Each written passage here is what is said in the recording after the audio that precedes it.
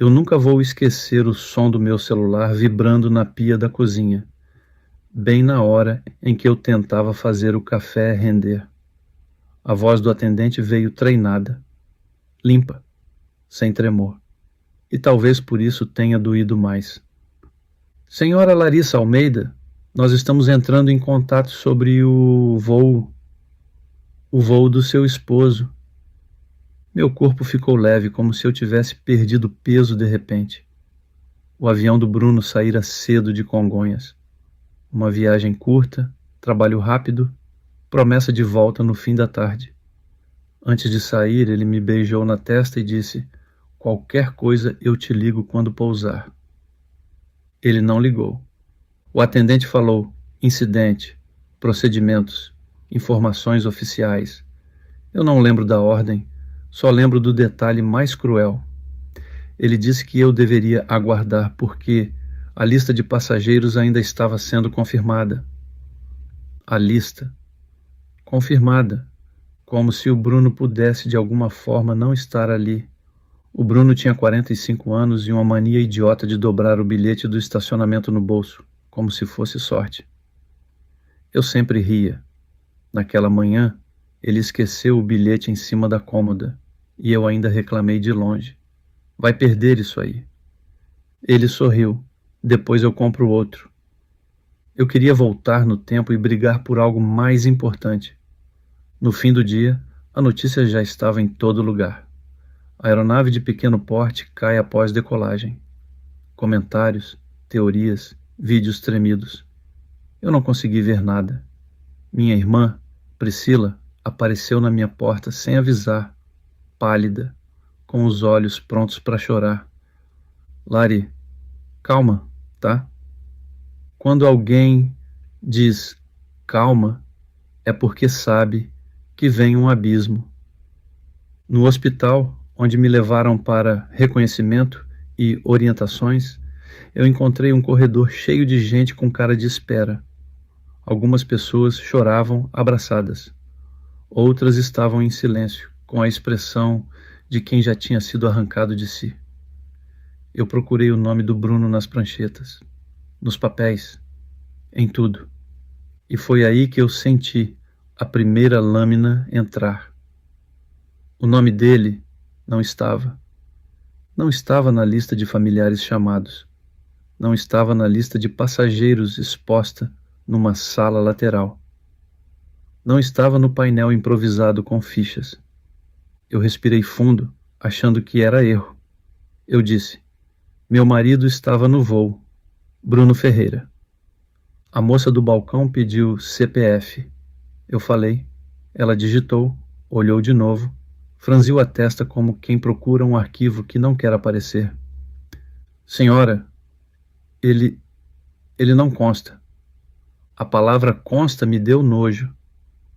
Como se o Bruno fosse um item de estoque. "Como assim não consta?"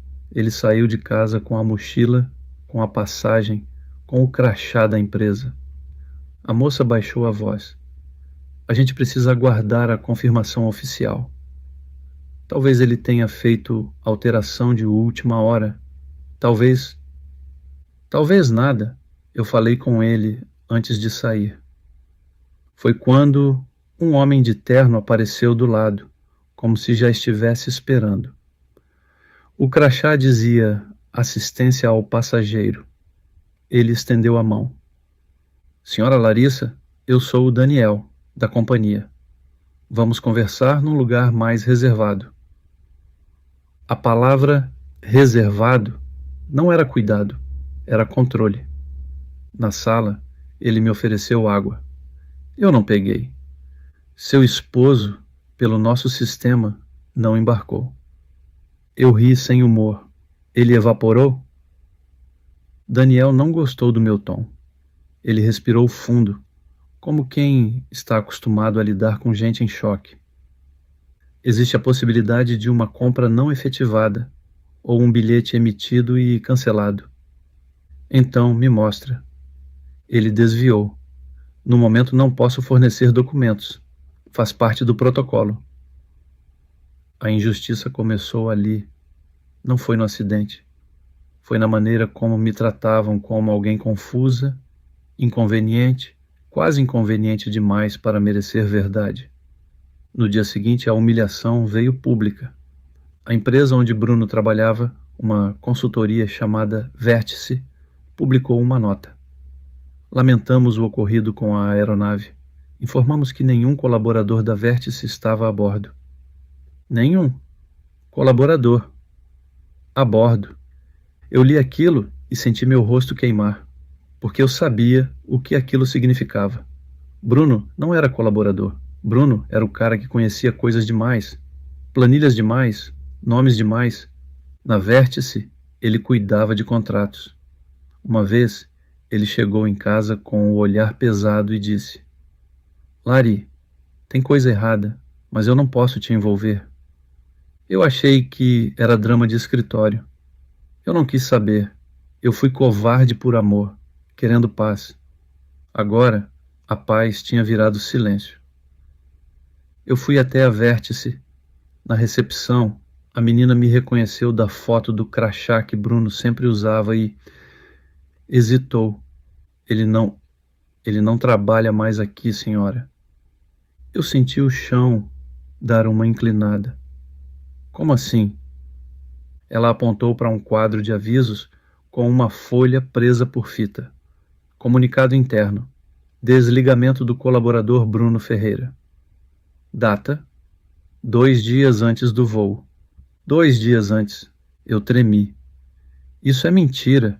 Ele veio trabalhar ontem. Eu só recebo orientação, senhora. A segurança se aproximou. E aí eu entendi que eu tinha virado um problema. Na calçada, com o sol batendo, eu vi um homem saindo do prédio. Alto, cabelo grisalho, terno caro. Henrique Salles. Eu conhecia o rosto dele porque o Bruno já tinha mostrado uma foto. Esse é o dono. Ele decide quem existe aqui dentro. Eu fui atrás. Senhor Henrique.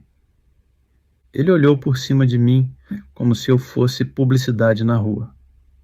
Você é? Larissa, esposa do Bruno. Meu marido estava no voo. Henrique sorriu de um jeito educado e isso foi pior do que qualquer grito.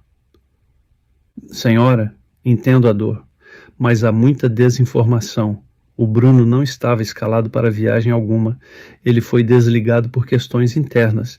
E, sinceramente, pessoas em luto tendem a confundir datas. A frase confundir datas me deu vontade de quebrar algo. Eu engoli a raiva. Eu tenho a confirmação no celular. Eu tenho mensagem. Ele se aproximou um pouco, só o suficiente para ser íntimo, e baixou a voz. Se você insistir em espalhar isso, vai acabar se expondo de um jeito feio.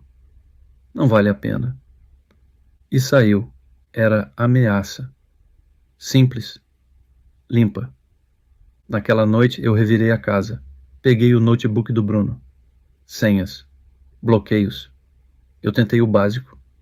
Data do nosso casamento. Nome do nosso cachorro. CPF. Nada. Até que eu vi um papel dentro do livro que ele lia. Um post-it com uma sequência numérica e uma palavra. Fração. Fração era o apelido do meu pai para matemática. Bruno nunca usou isso. Era mensagem, era pista. Eu lembrei de uma frase que ele disse, semanas antes, brincando. Lari, se um dia eu sumir, procura no lugar mais chato do mundo. Imposto. Imposto. Eu fui na pasta do imposto de renda, onde eu guardava tudo que eu odiava organizar. No fundo, tinha uma pasta extra, sem etiqueta. Dentro, cópias de contratos e um envelope pardo com algo que fez meu estômago virar. Um cartão de embarque impresso. Nome, Bruno Ferreira, voo, aquele. Assento, 12A. E um detalhe. Reemitido. Reemitido. Ele estava na lista. Em algum momento, alguém mexeu. Alguém apagou. No verso do cartão, escrito à mão, se der ruim, procura a Mari. Mari era Mariana Duarte, colega antiga dele. Eu já tinha visto o nome no WhatsApp. Ele sempre dizia que era gente boa, mas fofoqueira. Naquele instante, eu precisava de uma fofoqueira. Mariana me recebeu num café perto do metrô. Ela chegou com óculos escuros, mesmo dentro do lugar. Larissa, eu estava esperando você. Você sabia. Ela mordeu o lábio. Eu suspeitava. Eu mostrei o cartão. Ela empalideceu. Isso prova que ele embarcou. Então por que ele sumiu do sistema? Mariana olhou para os lados, como se o café tivesse ouvidos. Porque ele descobriu um esquema. Henrique usava a consultoria para maquiar contratos com empresas de manutenção terceirizada. Nota fria, serviço meia boca e alguém assinava como se estivesse tudo ok. E o avião? Ela não respondeu de primeira. E o silêncio foi a resposta. Você está dizendo que meu marido morreu por causa disso? Eu estou dizendo que o Bruno ia falar. Ele tinha um áudio de uma reunião. Meu coração disparou. Você tem? Mariana balançou a cabeça. Eu não. Eu só vi ele escondendo no e-mail, com senha. E ele me disse uma coisa. Se acontecer, não confia no sistema. Eles apagam gente. Eu senti vontade de vomitar. Mariana, eu preciso disso. Ela respirou fundo. Eu posso te ajudar a achar, mas você vai comprar uma guerra. Guerra eu já estava vivendo, só não tinha escolhido. Na semana seguinte, a companhia aérea me procurou. Não foi gentileza, foi estratégia. Daniel, o homem do terno, apareceu com uma pasta. Sorriso pronto. Senhora Larissa, estamos oferecendo apoio financeiro emergencial. Um valor para despesas, terapia, deslocamento, sem burocracia. Eu encarei. E em troca? Em troca, apenas sua assinatura neste termo de recebimento. Um procedimento padrão. Padrão. A palavra preferida de quem quer calar. Eu li. Era um acordo de confidencialidade disfarçado. Eu não podia falar com a imprensa, não podia publicar nada. E, o mais absurdo, eu reconhecia que Bruno não estava oficialmente no voo. Eu fechei a pasta. Você quer que eu assine que meu marido nunca existiu? Ele sorriu menor. Eu quero evitar que a senhora passe por mais dor. A senhora sabe como são as redes sociais. As pessoas julgam. Eu senti o sangue subir. Quem está me julgando são vocês. Daniel se inclinou. Pense na sua reputação. Pense em como vão te ver se você insistir numa versão frágil. Frágil. Ele me chamava de fraca com palavras bonitas. Eu não assinei.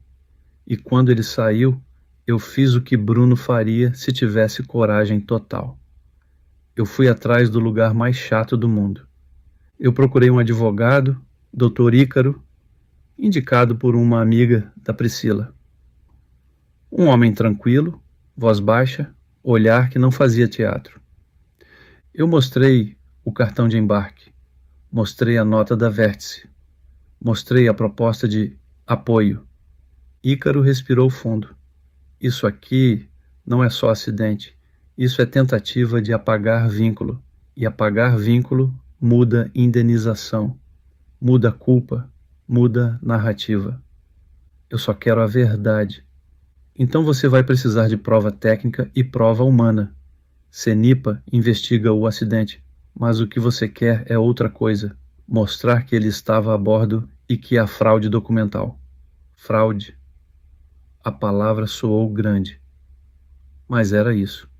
Mariana conseguiu uma coisa que eu não esperava, um e-mail antigo do Bruno com um link para uma nuvem. A senha era FRACAO12A. Eu digitei com mãos tremendo. E lá estava, um áudio curto, gravado escondido. Vozes. Henrique falando com alguém que eu não conhecia. Se o relatório vier apontando falha de manutenção, a gente precisa limpar isso. Não pode ligar nosso nome. Outra voz. E o Bruno? Henrique. O Bruno já foi resolvido. O ar saiu de mim. Resolvido. Como se fosse uma pendência. Eu sentei no chão do quarto, chorando sem som, porque minha garganta não conseguia mais. E aí veio o dilema que divide qualquer pessoa. Eu vazava aquilo na internet e virava alvo, ou eu entregava do jeito certo e corria o risco de ser engolida por burocracia. Ícaro foi direto. Se você vazar, eles vão dizer que é montagem. Se você oficializar, você cria trilha, mas você vai ser atacada. Eu sabia, porque já estavam atacando. Uma coluna de fofoca publicou: viúva oportunista tenta ganhar dinheiro em cima de tragédia. A caixa de mensagens do meu Instagram virou tribunal. Teve gente me chamando de louca. Teve gente dizendo que eu tinha amante e queria inventar morte. A humilhação pública era parte do plano. Se eu virasse instável, minha palavra não valia. Eu decidi oficializar. O Dr. Ícaro protocolou o pedido judicial de preservação de registros, check-in, lista de passageiros, logs do sistema. E, ao mesmo tempo, uma denúncia formal sobre possível fraude documental vinculada à empresa do Henrique. Quando a intimação chegou, a reação veio rápida. Henrique me ligou pela primeira vez. Não por mensagem. Ligação. Larissa, você está se metendo com gente grande. Meu marido morreu. Acidentes acontecem. E apagar nome também? Silêncio. Depois ele soltou um riso curto. Você quer guerra? Você vai perder. Eu respondi com a calma que eu aprendi na dor. Eu já perdi. Agora eu só tenho a verdade.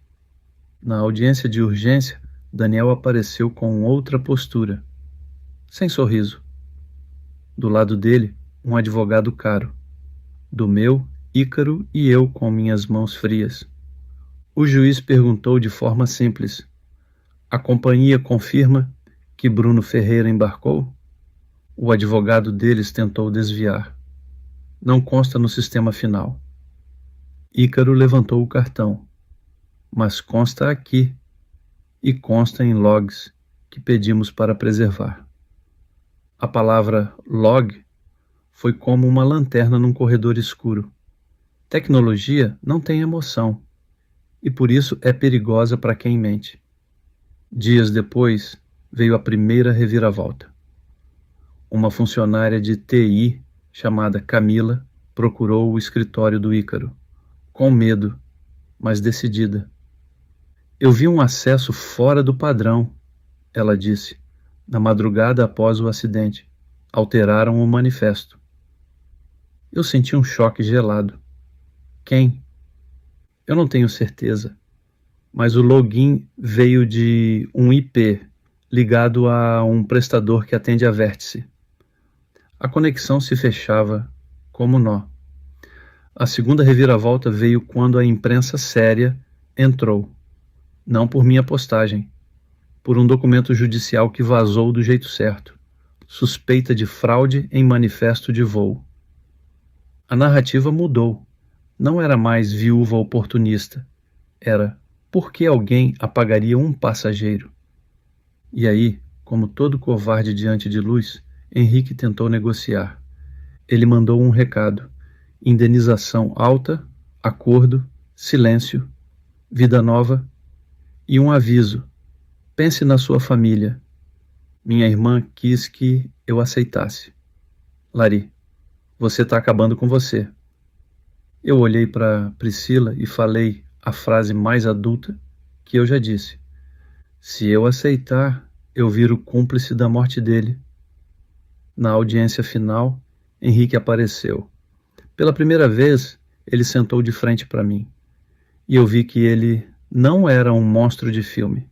Era só um homem acostumado a pisar sem sentir. Ícaro apresentou o áudio, a preservação de logs, o depoimento da Camila e a coincidência do desligamento do Bruno 2 dias antes do voo. Quando o juiz perguntou ao Henrique se ele tinha algo a declarar, ele tentou. Isso é uma interpretação.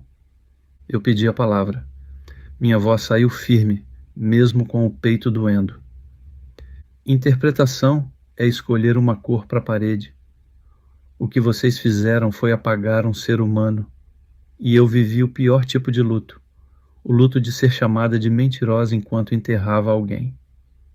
O silêncio na sala foi pesado.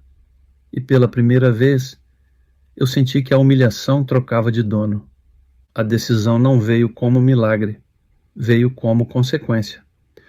O juiz determinou o reconhecimento formal de Bruno como passageiro, invalidou qualquer termo oferecido sob coerção e encaminhou peças ao Ministério Público para apurar fraude e eventual obstrução. A companhia foi obrigada a publicar retratação e abrir os registros ao processo. E a Vértice entrou no radar de uma investigação maior.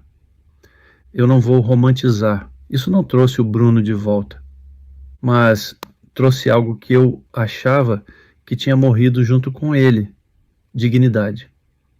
Na semana seguinte eu voltei ao mesmo café onde encontrei Mariana. Eu sentei, pedi um pão na chapa e pela primeira vez em dias eu consegui comer sem sentir que o estômago era pedra. Mariana apareceu e me abraçou. Ele ia ter orgulho de você, ela disse. Eu respondi, olhando para a rua, para o fluxo de gente vivendo, ignorando tragédias alheias.